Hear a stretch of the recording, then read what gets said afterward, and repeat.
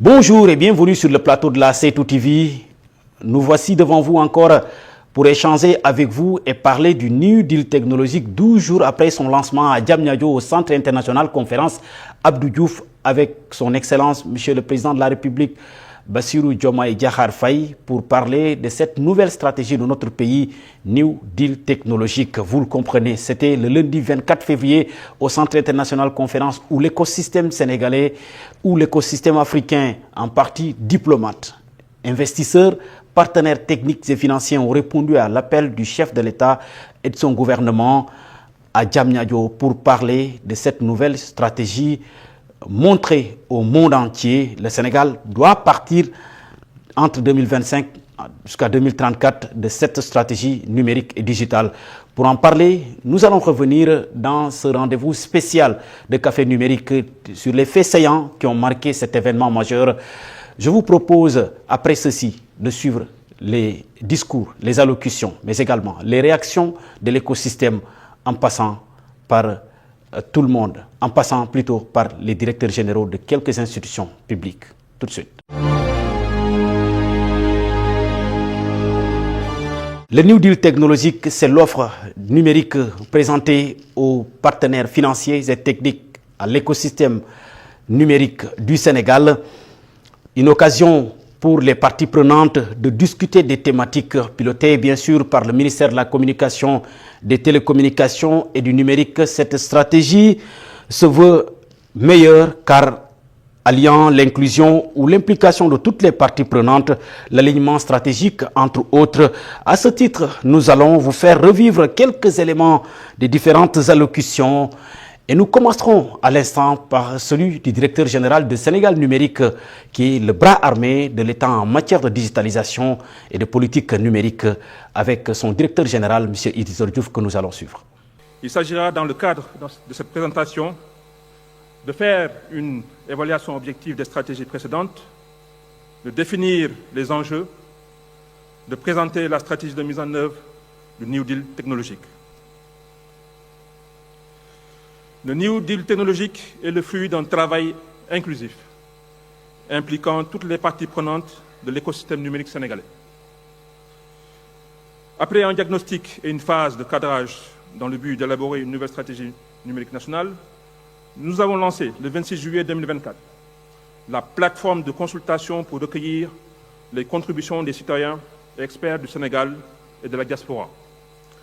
Le 14 août, il a été accueilli 1 millier de contributions qui sont venues enrichir nos travaux. Des échanges ont eu lieu entre août et septembre 2024 avec l'écosystème numérique afin de consolider la stratégie. Le processus d'élaboration a fait l'objet de visites stratégiques. En Chine, pour explorer les modèles de transformation numérique, à la Silicon Valley, pour renforcer les partenariats avec les géants technologiques. Le New Deal technologique a aussi fait l'objet de plusieurs ateliers de travail, parmi lesquels, le 9 octobre avec les ministères sectoriels et structures parapubliques de l'État, et courant octobre avec un travail d'alignement de la stratégie numérique à l'agenda national de transformation. Cette approche participative a permis d'aligner la stratégie sur les réalités économiques, sociales et technologiques du pays. Notre pays a parcouru un long chemin dans le domaine du numérique, mais de nombreux défis sont à relever. Le constat est clair. Le Sénégal doit réformer son approche du numérique pour éviter la dispersion des efforts et maximiser l'impact des investissements. Merci de suivre M. Iddrissa Diouf. Après M. Iddrissa Diouf, bien sûr, nous revenons sur ce plateau pour cette fois-ci vous proposer de suivre M. Mouhamadou Seck, directeur de cabinet du ministre Aliou Sall, ministre de la Communication, des Télécommunications et du Numérique, bien sûr. Lui, à son tour, est revenu sur la dynamique de transformation numérique qu'offre le New Deal technologique. Selon lui, en 2050, le Sénégal sera une société numérique avec un accès universel à l'Internet, mais également avec un identifiant numérique pour chaque citoyen. Dans ce projet, 100 000 jeunes seront formés pour les métiers du numérique. C'est le vœu, en tout cas, de l'écosystème, mais surtout du ministère de la Communication qui pilote ce projet.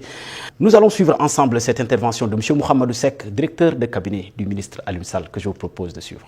En 2050, le Sénégal sera une société numérique, un pays de services à forte valeur ajoutée. Et cette révolution numérique devra s'appuyer sur l'accès universel à Internet, l'identité numérique des personnes et du foncier, afin de redresser les inégalités socio-économiques, impulser la transformation digitale de l'administration et des filières et accélérer le développement de l'économie numérique avec l'éclosion de champions nationaux dont le rayonnement dépassera les frontières de l'Afrique. Nous visons la création de plus de 500 start-up technologies labellisées et l'émergence de 50 e-champions africains afin de stimuler l'innovation et la compétitivité. 100 000 diplômés du numérique sortiront des cursus scolaires et universitaires et soutiendront la croissance d'une économie digitale dynamique avec plus de 350 000 emplois créés en cumulé. 95% de taux de connectivité sera atteint pour garantir l'inclusion de tous. Nous digitaliserons 90% des services pour une administration plus performante au service des citoyens et des entreprises. Et enfin, une contribution du numérique à hauteur de 15% de notre PIB pour consolider le rôle stratégique de ce secteur dans le développement national. Eh bien, pour supporter cette révolution de la stratégie, notre pays doit avoir des infrastructures robustes pour supporter le stockage ou le renforcement même du parc déjà existant, selon le président de la République, bien sûr. Mais c'est ce qu'a compris Sénégal Numérique, qui est déjà en amont dans ce projet et à pied d'œuvre déjà à travers cette nouvelle offre de New Deal technologique. L'assurance est de Djibidien, agent au niveau de la DEX de Sénégal Numérique, et ça que je vous propose de suivre. Le New Deal technologie ne peut pas se faire sans la construction d'infrastructures numériques.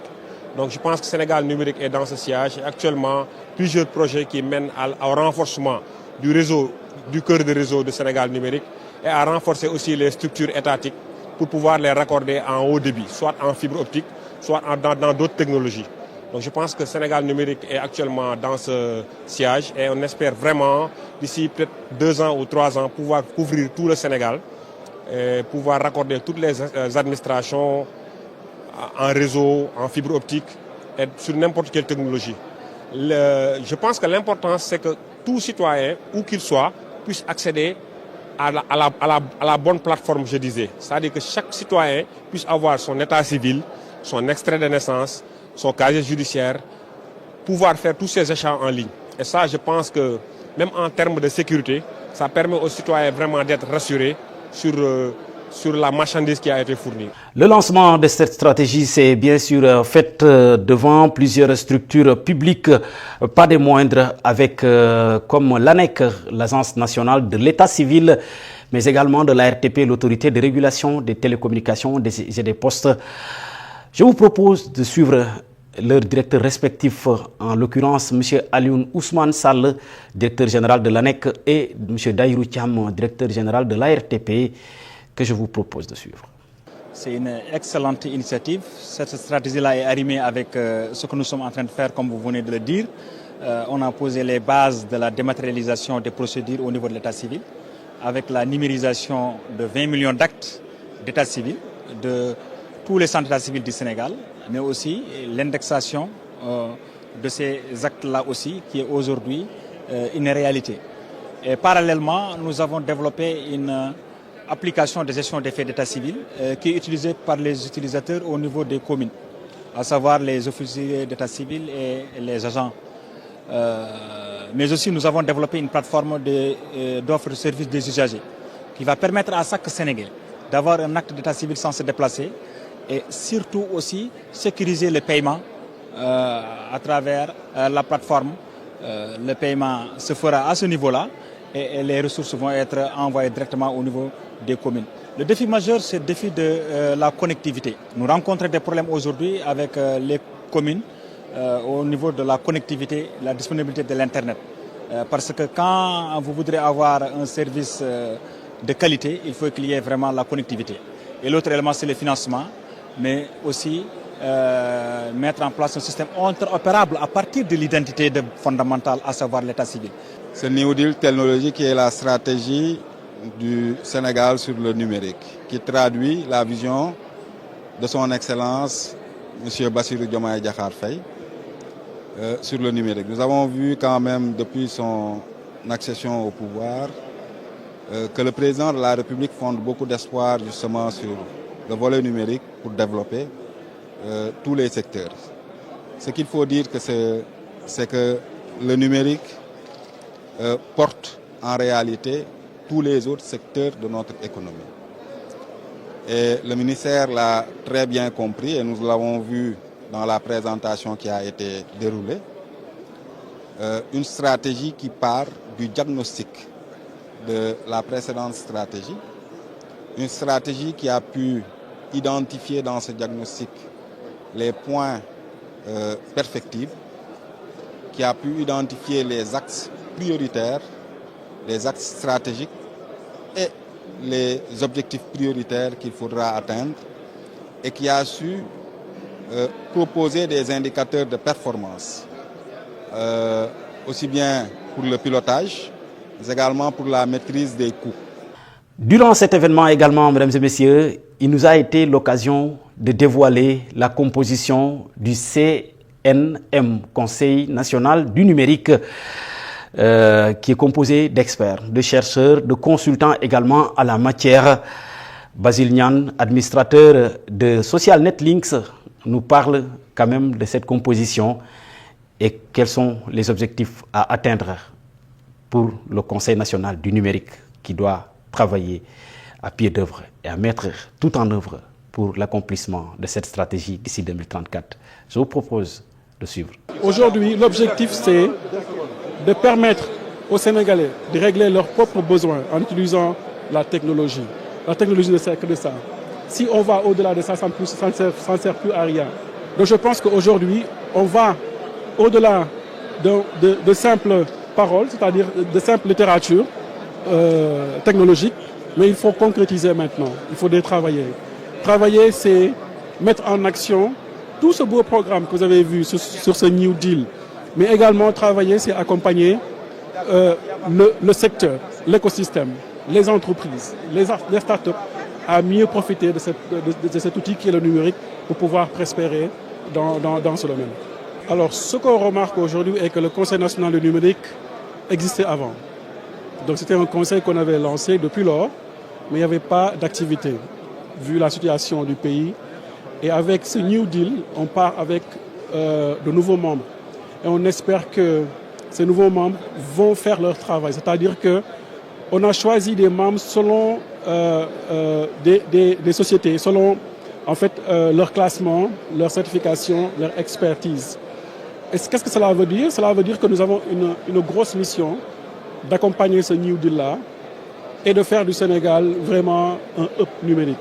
Après l'intervention de ces personnalités que vous venez de suivre avec nous, nous avons essayé quand même de tendre le micro à quelques-uns de l'écosystème numérique sénégalais qui ont quand même aussi donné leurs avis. Suivons leurs réactions et revenons sur ce plateau. La digitalisation de l'administration, mais au-delà de l'administration, la digitalisation des services publics de manière générale. Mais si on le reprend rapidement, il y a une certaine cohérence entre les axes. Donc on parle de souveraineté numérique. C'est très important parce qu'il nous faut bien entendu un capital humain numérique de qualité capable de porter cette transformation digitale. On parle de digitalisation des services publics parce que l'administration doit être au cœur de ce projet de transformation numérique pour son interface avec le secteur privé mais aussi avec le secteur public. Ça m'inspire beaucoup d'opportunités déjà et surtout la réponse à des problèmes qui sont réels, constatés, effectifs depuis quand même de nombreuses années et surtout vu le contexte mondial actuel où on est de plus en plus en train de se diriger vers beaucoup de digitalisation à tous les niveaux, que ce soit économique, étatique, institutionnel ou organisationnel. Je pense que c'était une nécessité pour le Sénégal d'avoir ce programme-là parce que bien qu'on ait quand même fait quelques réalisations depuis quelques années, il y avait quand même la nécessité d'avoir un programme national qui fédère l'ensemble des acteurs et qui donne une vision et une stratégie à long terme. C'est un sentiment de satisfaction et de mission accomplie parce que ça fait, disons, des années qu'on lance des campagnes de sensibilisation donc pour attirer l'attention du gouvernement sur en fait la sécurité, parce qu'on a tout le temps tendance à entendre les membres du gouvernement se prononcer sur la digitalisation des procédures et de l'administration, et on ne peut pas quand même digitaliser sans pour autant sécuriser. Donc c'est pour cela aujourd'hui on a vraiment été fiers donc de voir la stratégie qui a pris en charge cet aspect de la cybersécurité. Et ce qui nous manque en fait, c'est de passer à la pratique. Parce que tout le monde sait que le Sénégal est vraiment un pays qui est très très fort quand il s'agit de décliner des stratégies. Donc d'écrire des projets, donc de créer des concepts et tout. Mais quand il s'agit de passer à la pratique, souvent on a du mal à nous y mettre.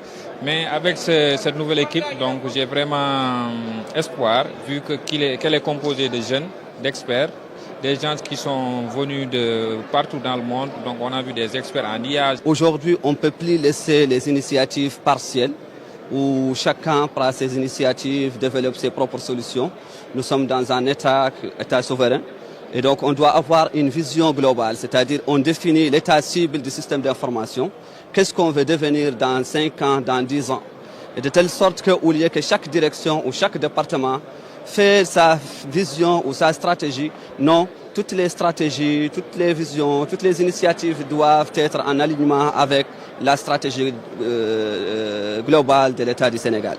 Aujourd'hui, nous avons vu dans les axes stratégiques que le volet formation et développement de renforcement des capacités est un volet essentiel. Mon collègue tout à l'heure a parlé du facteur humain. Aujourd'hui, si nous n'avons pas de ressources humaines de qualité, donc tout passe par la formation. Et le maillon le plus faible dans le domaine de la sécurité, c'est souvent l'humain. Si l'humain n'est pas sensibilisé, tous les moyens de sécurité qu'on mettra en place n'auront pas d'importance. Ce que ça nous inspire en tant qu'universitaires, c'est un challenge.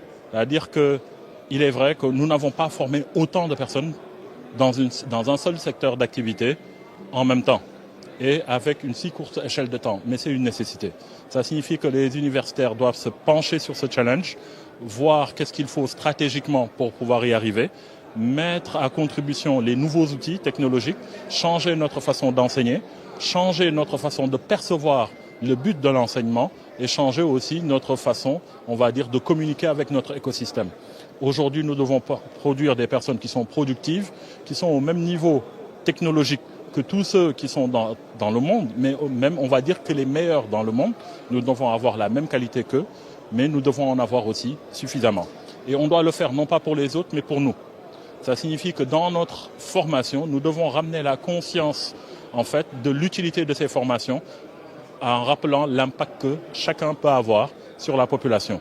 Eh bien, tout est bien qui finit bien, mesdames et messieurs. C'est l'occasion de suivre son Excellence, le président de la République, Bassirou Diomaye Diakhar Faye, qui pense que notre pays est parti pour de bon et amorcera sa transformation numérique, puisque dans son discours, il parle du fruit d'une vision claire et volontariste dont l'objectif est de hisser notre pays au rang des nations souveraines et prospères. Son Excellence a également souligné l'importance de l'économie numérique des pays africains, mais également l'implication de tous les acteurs dans le processus de numérisation et de digitalisation de l'administration sénégalaise. À ce titre, je vous propose de suivre son Excellence Bassirou Diomaye Diakhar Faye, président de la République du Sénégal, lors du New Deal technologique dans ce round spécial de Café Numérique. Cette stratégie est le fruit d'une vision claire et volontariste dont l'objectif est de hisser le Sénégal au rang des nations souveraines et prospères en faisant du numérique un des moteurs de notre transformation sociale et économique. Ce projet est au cœur de l'agenda national de transformation Sénégal 2050. Nous sommes dans une ère nouvelle où la technologie impacte profondément nos sociétés et nos économies. Partout, le numérique constitue un levier incontournable pour accroître la compétitivité, affirmer la souveraineté et favoriser la prospérité. La période charnière que nous vivons dans un monde en constante évolution oblige les nations à redéfinir leurs priorités pour s'adapter aux impératifs de la révolution numérique. En Afrique, cette transformation s'impose comme une nécessité stratégique.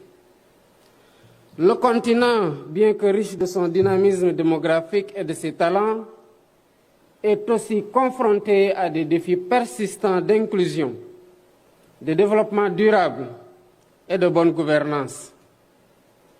Il doit également relever le défi de cette nouvelle révolution, celle de l'intelligence artificielle et des données massives, en misant sur l'innovation et les technologies, afin de garantir un avenir meilleur à nos populations.